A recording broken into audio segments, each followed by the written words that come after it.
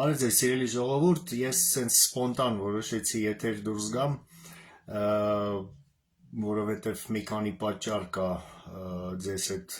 այսպես արտահերթ կարգով շփվելու, նախ իհարկե այսօր մարտի 19-ն է, մեծն Արամ Մանուկյանի ծննդյան օրն է, Արամը ծնվեց 1879 թվականի մարտի 19-ին, Սյունիքի մարզի շատ խորհրդանշական անուն կրող գյուղում, Դավիթ Բեկ անուն կրող գյուղում, որից հետո տեղափոխվեց Շուշի, որտեղ վարժարան ավարտեց, հետո տեղափոխվեց Վան, այնտեղ ղեկավարեց, ինչպես գիտեք, հավանաբար Վանի ինքնապաշտպանությունը, ռուսական բանակի նահանջից հետո, դավաճանական նահանջից հետո հայերը ստիպված էին դադարեցնել ինքնապաշտպանությունը և գաղթել Արևելյան Հայաստան, որտեղ էլ հետո Արամ Մանուկյանի ուսերին դրվեց Երևանի դիկտատորի պարտականությունը, որը պիտի կազմակերպեր և ղեկավարեր Սարտարապատի հերոսամարտը և հիմք դներ հայոց պետականության վերականգնմանը։ Արամ Մանուկյանը Հայաստանի Հանրապետության հիմնադիրն է, հիմնադիր հայրը, ինչպես սիրում ենք ասել, Արամ Մանուկյանը լեգենդ է, Արամ Մանուկյանն էր, որ ոգևորեց, համախմբեց հայ ժողովրդի առողջ ուժերին, մղելով Սարտարապատ և Արամ Մանուկյանն էր, որ իր էմոցիոնալ բոցեշունչ ելույթով մայիսի 21-ին դիմեց հայ ժողովրդին կառավարության շենքի պատշգամբից, ասելով եկեք ցույց տանք աշխարհին, որ հայը անկախ ապրելու իրավունք ունի այժմ կամ երբեք։ Եվ եթե չլիներ Արամը, թերևս չէր լինի հայոց պետականության վերածնունդը, եթե չլիներ Արամը, չէր լինի Սարտարապատի հերոսամարտը և այստեղ է, որ Արամի օրինակով մենք էլի տեսնում ենք, որ այո, պատմությունը կերտում են անհատներ, անհատականություններ և մենք մեր սխալն ու թերությունն է եղել այս տարիների ընթացքում, սիրելի ժողովուրդ, որ մենք հավուր պատշաճի չենք իմացել, չենք ճանաչել, չենք գնահատել և կենդանության օրոք հնարավորություններ չենք ստեղծել նվիրյալներին, ուրեմն խարիզմատիկ մարդկանց, հնարավորություն չենք տվել նստել երկրի ղեկին։ Արամ Մանուկյանը, ինչպես գիտեք, մահացավ 19 թվականին ցավոք սրտի, հիվանդությունը վաղաժամ խնեց նրա կյանքը, Արամը զիջեց հատուկ իր համար բերված Եվրոպայից բերված հակատիֆային սիճուկը հայ մանուկներին, զոհաբերելով սեփական կյանքը։ Արամը լինելով փաստորեն երկրի ղեկավար, որտեղ չնայած վարչապետը քաջազնունին էր, բայց ինքն էր փաստորեն ղեկավարում երկիրը և նույն քաջազնունին ցանկացած որոշում կայացնելիս դիմում էր Արամին խորհրդի համար, Արամը ներքին գործերի նախարարն էր, տնօրինում էր երկրի բյուջեն, բայց երբեք թույլ չտվեց իրեն երկրի բյուջեն թալանել և օգտագործել սեփական գրպանիշահերից և այդ փաստն է վկայում այն, որ ճաշի ժամանակ Արամը շատ անգամ նույնիսկ հաց չուներ սեղանին, ապրում էր հասարակ երևանցու ասկետիկ կյանքով։ Ես վստահ եմ, որ եթե Արամի կյանքը վաղաժամ չընդհատվեր, Արամը կլիներ Նժդեի կողքին և 20 թվականի օկուպացիան տեղի չէր ունենա, որտեղ ինչպես Նժդեհը պահեց հայոց Սյունիքը, Արամը կպահեր Երևանը և թույլ չէր տա, որ զավթիչները 11-րդ բանակը մտնի Երևան։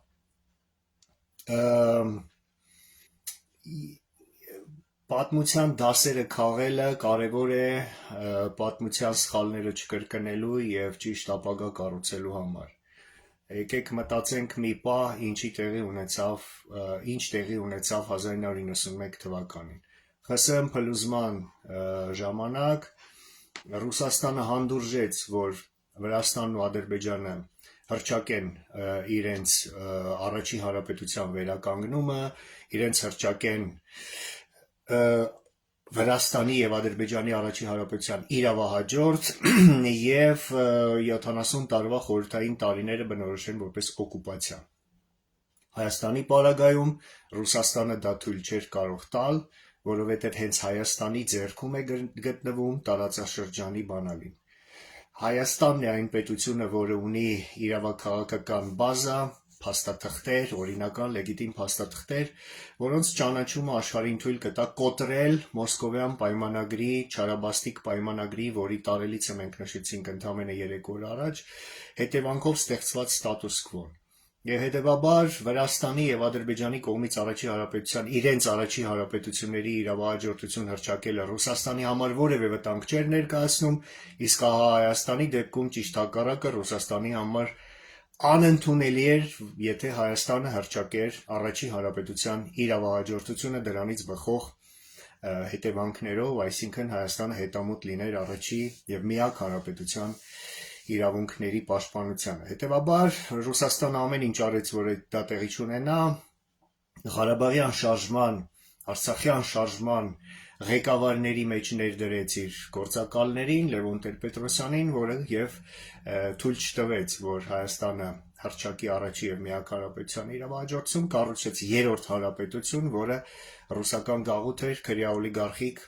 համակարգով եւ գաղութային բարգերով, հետո ինքը էստաֆետը փոխանցեց Քոչարյանին, Սերժիկ Սարգսյանին, Նիկոլ Փաշինյանին եւ հիմա մենք տեսնում ենք այդ ամենի տխուր հետևանքները։ Նույնը արեց Արցախի հարցում Լևոն Տեր-Պետրոսյանը, կասեցնելով միացման կոչի ներքո սկսված Արցախյան շարժման այդ միացման ցանկությունը հայ ժողովրդի եւ հարցի լուծումը տանելով դեպի այսպես կոչված Արցախի հանրապետության ճանաչում, երկրորդ հայկական պետություն, ժողովրդների ինքնորոշման իրավունք եւ այլն, եւ հիմա Ադրբեջանը դրա վրա հիմնվելով պնդում է, որ Հայաստանը օկուպանտ է, Հայաստանը պիտի ռեպարացիաներ վճարի, պիտի անկլավները տա, միջանցքը տա, արտահանձնի այսպես կոչված ռազմական հանցագործներին եւ այլն։ Այս բոլորը Լևոն Տեր-Պետրոսյանի մեղքն է, Ռուսաստանի մեղքն է եւ մենք պիտի վերջապես հասկանանք, որ շան գլուխը, ինչպես ասում են, թաղված է հենց այստեղ առաջի հանրապետության իրավահաջորդության ճանաչման թերացման մեջ, որը մենք թերացել ենք 34 տարվա ընթացքում եւ հենց առաջի հանրապետության իրավահաջորդության ճանաչումով է, որ մենք պիտի մեր բոլոր հարցերը լուծենք եւ հասնենք այդ բոլոր խնդիրների եւ մարտահրավերների հայանպաստ լուծման։ Երբ որ խոսում են առաջի հանրապետության իրավահաջորդության մասին, շատ անգամ դա ներկայացնում են որպես հեքիաթ, ինչ-որ բևեռի ֆանտազիա, կապրիզ, հեքիաթ եւ հարցի հետ առնչություն չունեցող ինչ-որ բարի ցանկություն, մինչդեռ առաջի հանրապետության իրավահաջորդության ճանաչումն է հենց մեր բոլոր խնդիրների, կրկնում եմ, բոլոր խնդիրների լուծման միակ ճանապարհն ու բանալին։ Իդեպ առաջի հանրապետության իրավահաջորդության ճանաչում եւ առաջի հանրապետության արժեհամակարգին վերադարձ նշանակում է վերադառնալ ազգային ժողովրդավարական արժեհամակարգին եւ ավանդույթներին, որը դավանում էր առաջի հանրապետությունը իդեմս նրա հիմնադիր հայրերի եւ նրա քաղաքական էլիտայի։ Եվ հետևաբար մենք պիտի շարժվենք այդ ճանապարհով, անցումային փուլով անցնենք, իրավաքաղաքական գնահատական տանք այս բոլոր 100 տարիների 100, այսինքն 70 տարվա խորհրդային օկուպացիայի տարիներին եւ ուրեմն 30-34 տարվա հետխորհրդային այսպես կոչված կիսագաղութային համակարգի։ Իդեպ Հայաստանի պարագայում առաջի հանրապետության իրավահաջորդության եւ դեօկուպացիայի հարցը լրիվ լեգիտիմ է, որովհետև Հայաստանն է, որ եղել է ճանաչված երկիր քաղաքակիրթ աշխարհի եւ միջազգային հանրության կողմից, ի տարբերություն հենց նույն Վրաստանի, Ադրբեջանի, Ուկրաինայի, նույնիսկ մեծբալթյան երկրների, ես ուզում եմ ձեզ հիշեցնել, որ 1918 թվականին ընդամենը 3 երկիր ճանաչվեց միջազգային հանրության կողմից ռուսական կայսրության փլուզման հետևանքով 3 երկրի անկախություն, ընդամենը Հայաստան, Լեհաստան, Ֆինլանդիա։ Մնացած բոլոր երկրների անկախությունը մեծբալթյան երկրներ՝ Բելարուս, Ուկրաինա, Վրաստան, Ադրբեջան, Ազգերի լիգան ուրեմն ՄԱԿ-ի նախորդող կազմակերպությունը չճանաչեց։ Հետևաբար, եթե մնացած երկիրները կարող են խոսել դեկոլոնիզական ապագաղութացման մասին, որտեղ նրանք գաղութացվել էին, որտեղ նրանք ճանաչված անկախ պետություն չէին ռուսական օկուպացիայի ժամանակ, նրանք գաղութացվել էին, ապա նրանք պիտի խոսան ապագաղութացման մասին։ Իսկ Հայաստանի պարագայում Հայաստանը ճանաչված անկախ պետություն էր, որը զավթվել եւ անեքսիայի էր ենթարկվել, եւ հետեւաբար Հայաստանը իրավունք ունի եւ պարտավոր է խոսել ազատագրման, դեօկուպացիայի մասին։ Ինչու՞մն է տարբերությունը։ Այն երկրները, որոնք բռնազավթման պահին չեն եղել անկախ պետություն եւ գաղութացվել են, դեկոլոնիզացիայի, ապա գաղութացման ժամանակ ավտոմատ կերպով անկախություն են ձեռք բերում այն սահմաններով, որոնցով գտնվել են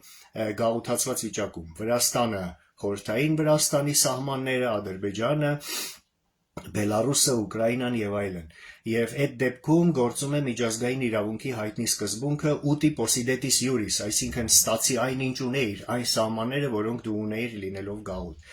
Իսկ այն երկրները, ովքեր ազատագրվում են, դեօկուպացիայի են ենթարկվում, իրավունք ունեն եւ պարտավոր են խոսել իրենց տարածքային ամբողջականության վերականգնման, այսինքն այն տարածքների, այն սահմանների, որոնք նրանք ունեցել են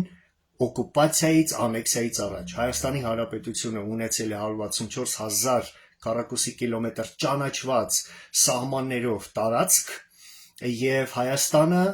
երբ որ ձևավորվի ազգային իշխանություն եւ հռչակվի Առաջին հանրապետության իրավահաջորդություն եւ դեօկուպացիա, պիտի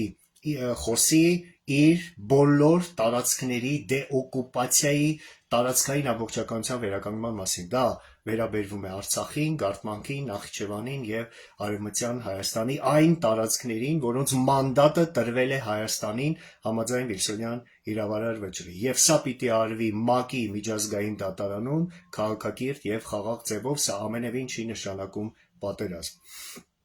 Հիմա մերօրյա անցուդարձի մասին, ուրեմն երեք տեղի ունեցավ Պուտին-Թրամփ հեռախոսազրույցը, երկար բարակ չեմ խոսի, հավանաբար հետո երբ որ առիթ լինի ինչ որ հարցազրույցի ժամանակ կանդրադառնան դրան, ասեմ միայն որ Վիտկոֆի այցից եւ այդ հեռախոսազրույցից հետո կարող ենք անել հետեւյալ եզրակացությունը. Պուտինը մերժեց Թրամփին։ Նախ Սթիվ Վիտկոֆին նա սպասեցրեց մի ամբողջ 8 ժամ, հետո հանդիպումը եւս ապարդյուն էր, Թրամփին Պուտինը սպասեցրեց 1 ժամ եւ այն փաստը, որ Թրամփը այդ հեռախոսազրույցից հետո խոստացված մամլո ասուլիսով հանդես չեկավ, ընդամենը պրես ռելիզ եղավ Սպիտակ տան, եւ ինքը պրես ռելիզը եւ Կրեմլի պրես ռելիզը ցույց են տալիս այն, որ Պուտինը մերժեց առանց որևէ նախապայմանների 30-օրյա զինադադարի ԱՄՆ-ի առաջարկը, որին Ուկրաինան համաձայնել էր։ Փոխարենը պայմանավորվեցին դադարեցնել հրթիռակոծությունը էներգետիկ ինֆրակառուցվածքների վրա եւ նույն պահին Ռուսաստանը հարվածեց Ուկրաինայի էներգետիկ ինֆրակառուցվածքների վրա եւ գիշերը ստացավ պատասխան ռմբակոծություն Կրասնոդարի մարզի նավթային գործարանի վրա, այնտեղ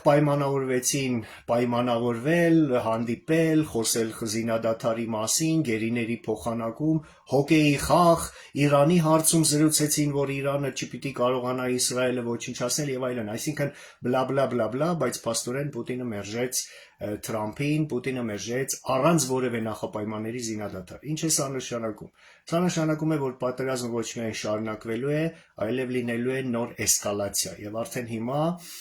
գալիս են էսկալացիայի հաստատող լուրեր։ Ռուսական բանակը հարձակում է նախաձեռնում Զապորոժիայի մարզում, իսկ ուկրաինական բանակը ներխուժել է արդեն Ռուսաստանի Բելգրադի մարզ։ Բացի դա,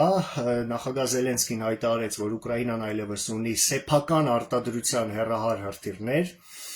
ուրեմն 1000 կիլոմետր հեռավորության երկար Նեպտուն անունով հեռահար հրթիռ, 3000 կիլոմետր հեռահարության դրոններ, Պալյանիցա, Ռուտա եւ այլն, այսինքն հեռահար խոցման միջոցներում Ուկրաինան արդեն անկախ է եւ կախված չի լինի Storm Shadow, Atacams, Scalp կամ նույնիսկ Taurus ամերիկյան, ֆրանսիական, անգլիական, գերմանական հրթիռների, հետեւաբար ինքը իր զենքով կարող է հարվածել մինչև 1000-3000 կիլոմետր խորությամբ, իսկ դա նշանակում է, որ Ուկրաինան այլևս կարող է հարվածել Մոսկվային։ Ես այս էսկալացիայի որպես ուղիղ հետևանք կանխատեսում եմ Ռուսաստանի Կրեմլի ներսում լարվածության էլ ավելի աճի, էլիտաների պառակտում, ես իմ նախորդ հարցազրույցներում արդեն ասել եմ, որ ռուսական էլիտան կիսված է երկու մասի, առաջի մասը դա բազեներն են, գեներալները, ուժայինները, որոնք հանդես են գալիս պատերազմը շարունակելու միջև այսպես կոչված հաղթանակ, Պատրուշև, Սեչին, ուրեմն Գերասիմով, Շոյգու եւ այլն, երկրորդ թևը Չեմեզովն է, որի դրածոն Մանտուրովը, առաջի փոխվարչապետ Դենիս Մանտուրովը ըստ որոշ լուրերի դիտվում է այդ թևի կողմից, Չեմեզովի թևի կողմից որպես Պուտինի հետնորդ, եւ նրանք հանդես են գալիս պատերազմը դադարեցնելու օգտին, մի թև էլ կա Պուտինի փոքր աղջկա Կատերինա Տիխանովայի թևը, երիտասարդ թևը, այսինքն էլիտայի զավակների թևը, որոնց պատկանում են նաեւ Կիրիլ Դմիտրիևը, որը մասնակցում էր վերջերս բանակցություններին եւ որը եւս դիտվում է որպես Պուտինի հետնորդ, եթե Պուտինի աղջկան հաջողվի այդ հարցը լուծել։ Այսինքն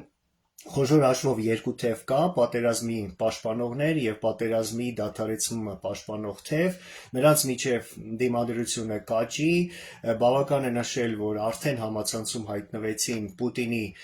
անձնական թիկնազորի մասին խիստ գաղտնի տեղեկություն, սա եւս պատահական չի եւ վկայում է այդ դիմակայության սրման մասին, համացանցում հայտնվեց Դենիս Մանտուրովի շքեղ կյանքի մասին արտահոսք, որը եւս պատահական չէ, կարծում եմ FSB-ի կողմից է արվում, այդ ուժայինների թևը փորձում է թուլացնել Մանտուրովին, Չեմեզովի թևի պատկանող։ Մի խոսքով երկար ձեզ չզզվացնեմ այս պատմություններով,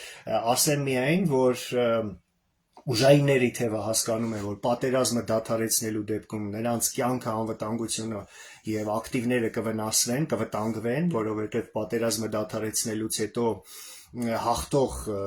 թևը կսկսի քավության նոխազներ ման գալ եւ նրանք կարող են լավագույն դեպքում հայտնվել Հագայի դատարանում։ Իսկ հակառակ թևը պատերազմը դադարեցնելու սատարող թևը լավ հասկանում է, որ պատերազմը շարունակելու դեպքում ռուսական տնտեսությունը շատ մոտ ապագայում սպասում է կրախ, կոլապս, դեֆոլտ եւ նրանք լինելով Պուտինի նավի վրա կխորտակվեն Պուտինի եւ նրա այդ շրջապատի հետ միասին։ Մի խոսքով